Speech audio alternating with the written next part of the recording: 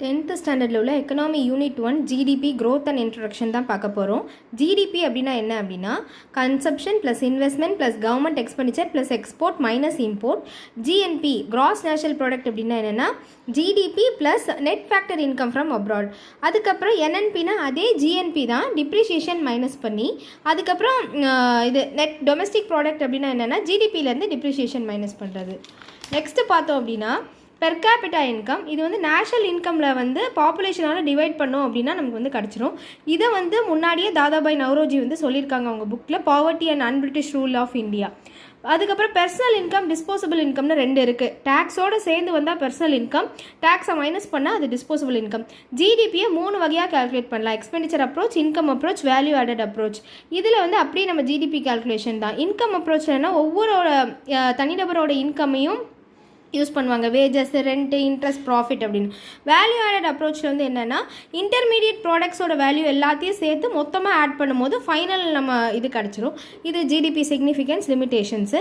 ஜிடிபியை வந்து யார் எஸ்டிமேட் பண்ணுறா அப்படின்னா சென்ட்ரல் ஸ்டாட்டிஸ்டிக்கல் ஆர்கனைசேஷன். 2 டூல் இருக்குது, consumer price index and index of industrial production. Next வந்து என்னென்னா ஜிடிபி செக்டர் வைஸ் பார்க்குறோம்.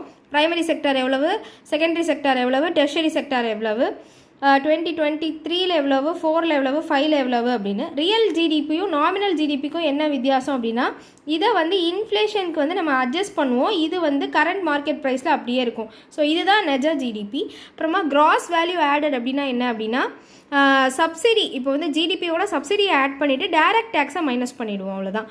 டெவலப்மெண்ட்டுக்கும் க்ரோத்துக்கும் என்ன டிஃப்ரென்ஸுன்னு இங்கே இருக்குது. க்ரோத்தை விட எப்போவுமே டெவலப்மெண்ட் தான் முக்கியம். ஏன்னா க்ரோத் வந்து வெறும் சின்ன கான்செப்ட் தான். ஆனால் இங்கே தான் வந்து என்ன அப்படின்னா ஒவ்வொருத்தரோட லிவிங் ஸ்டாண்டர்ட்ஸையும் பார்ப்பாங்க. எக்ஸாம்பிளுக்கு வந்து ஹியூமன் டெவலப்மெண்ட் இண்டெக்ஸு.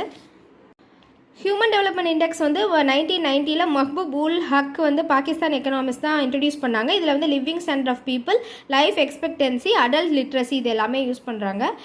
இந்தியாவோட பொசிஷன் என்ன அப்படின்னு பார்த்தீங்க அப்படின்னா 130th பொசிஷன்.